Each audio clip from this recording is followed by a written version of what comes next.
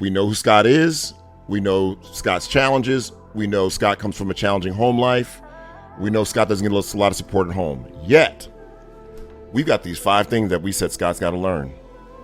All right, so all of a sudden, all that stuff Scott has going on in his life becomes context and not excuses. Why? Because we're treating these 5 things like they're essential. There's what I call the essential mindset that goes along with essential learning targets. Every teacher has engaged with essentials. Even when they're working individually, every teacher in every content area has come to a point where they say, every kid's, okay, so you gotta have that.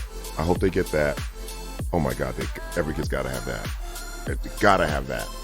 And those gotta have that, they take a different, like their mind, like something clicks as if it were life or death.